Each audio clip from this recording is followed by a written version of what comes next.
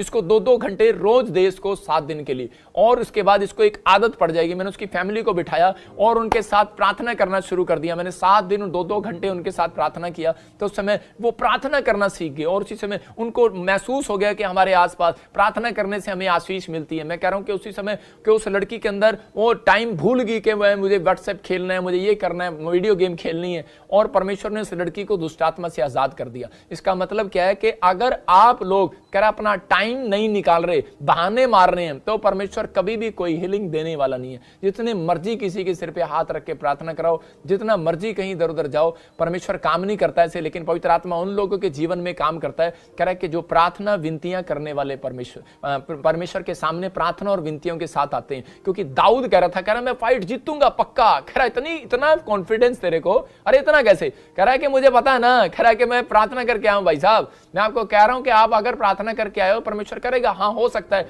आपने प्रार्थना की हो और आपका काम ना बनाओ, क्योंकि परमेश्वर ने कहा निराश होने की जरूरत नहीं है। कह रहा आदम और हवा को कहा, कह रहा कि एक बीज, कह रहा कि धरती के जो सबसे बेस्ट फ्रूट होगा वो मैं तुझे दूंगा। बेशक तू मेरे सामने प्रार्थना कर रही है।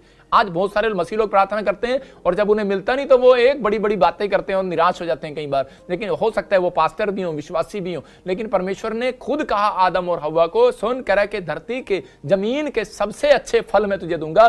जो जमीन पर सबसे अच्छा फल नहीं होगा, गंदा फल मैं तुझे खाने को नहीं दूंगा। इसका मतलब हो सकता है कोई गंदी नौकरी आपको नहीं देगा परमेश्वर, कोई गंदा बिजनेस आपको नहीं देगा। इसलिए आप कह रहे होंगे ये बिजनेस मुझे चाहिए, आप कह रहे होंगे ये नौकरी मुझे चाहिए, लेकिन परमेश्वर को मालूम है कि उसके बच्चों को क्या चाहिए, उसके लिए क्या अच्छा और क्या बुरा है। मैं हो सकता है कि मैं अपने माँ बाप से मांगता हूं, छोटा होता हूं, और मैं अपने माँ बाप से मांगता हूं कि मुझे 1 लाख रुपया दो और मुझे प्लाई बोर्ड का बिजनेस करना है, लेकिन मेरा बाप मुझे देता ही नहीं था। और मैं उसी से बोलता था कि मुझे किराने की दुकान खुलवा दे, मुझे ये दुकान खुलवा दे, मुझे ये दुकान खरीदने के लिए, मुझे पैसे देता ही नहीं था। उसको पता है कि मेरे लिए क्या अच्छा है क्या नहीं, उसको पता है, क्योंकि उसने मुझे बचपन से देखा है और वो मुझे जानता है, कह रहा है कि ये पैसे क्या उड़ा देगा या क्या कर दे, किस हैबिट का आदमी है। आज परमेश्वर आपको जानता है अच्छे से, उसने पैदा किया आपको, उसको पता है, कह रहा है ये किस मनसा के आदमी है, कह रहा है कि क्या आते हैं, इनकी क्या नेचर है। इसलिए कह रहा है कि कई बार परमेश्वर आपके कामों को नहीं होने देता, लेकिन वो कह रहा है कि इसलिए बोल रहा है, कह रहा है कि आपके कामों के लिए मना नहीं किया परमेश्वर ने कि मैं तुझे ये चीज नहीं दूंगा। लेकिन हाँ, बाइबल बोलती है, हबक्कूक की किताब में बोलता है, कह रहा है लिख ले,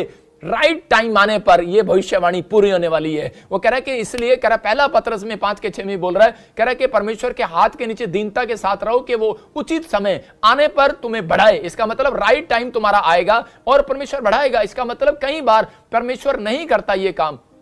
एक औरत थी और वो बार बार विश्वासी थी और वो बार बार परमेश्वर के सामने जाती और रोज दुआ करती, बोलती कह रही कि मेरी फाइट खत्म कर, मेरा लड़का जेल में है, मैं कल्ली हूं, तू क्या कर रहा, मेरा लड़का जेल में है, उसे बाहर निकाल, बाहर निकाल। अगर तूने आज नहीं निकाला तो कह रही मैं जहर खा लूंगी। और उसी समय जब उसने ये बात कही तो परमेश्वर को अंदर से चिंता होगी और परमेश्वर ने उसको बाहर निकाल दिया। और जैसे ही वो बाहर निकला, 2 दिन बाद जेल से बाहर आया और उसके दुश्मनों ने उसको गोली मार दी और वो मर गया। और उसके बाद उस औरत रो रही है और परमेश्वर कह रही है, परमेश्वर ये क्या किया तूने, ये कैसे किया, अब तू उसको जिंदा कर। परमेश्वर बोलता है मैं कैसे कर सकता हूं, क्योंकि जिद तेरी थी, जिद तेरी थी। तू चाहती है कि मुझे ये फल अभी दे, तू चाहती है कि मुझे ये चीज अभी दे। मैं कह रहा हूं कुछ लोग जिद्दी हो जाते हैं इस चीज के लिए कि नहीं मुझे अभी चाहिए, मुझे ये चाहिए। लेकिन आप मांग सकते हो, मांगना पाप नहीं, आप मांगो परमेश्वर से। लेकिन वो बोलता है, कह रहा है कि फाइट जिताने वाला वो है। कह रहा है कि अगर आप किस चीज के लिए फाइट लड़ रहे हैं कि नहीं मुझे कार चाहिए इस महीने में, मुझे गाड़ी चाहिए, मुझे घर चाहिए, मुझे ये चाहिए, मांगना पाप नहीं है। मैं फिर से कह रहा हूं आप मांग सकते हो और परमेश्वर ऐसा नहीं है कि ना दे, क्योंकि उसने लिखा जो मांगोगे मिल जाएगा।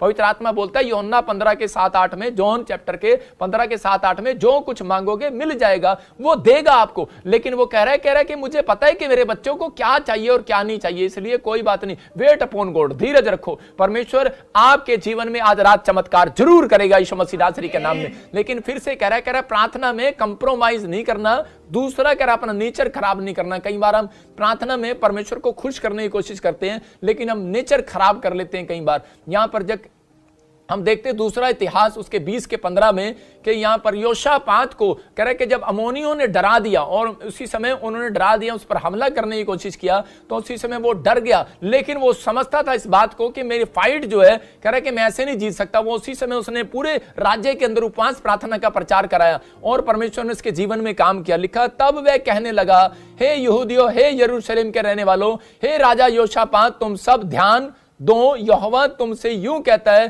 तुम इस भीड़ से मत डरो और तुम्हारा मन कच्चा ना हो, क्योंकि ये युद्ध तुम्हारा नहीं परमेश्वर का है। फिर से सुनो, ये युद्ध तुम्हारा नहीं है, फाइट तुम्हारी नहीं है परमेश्वर से, ये फाइट जो है परमेश्वर ने ले ली है।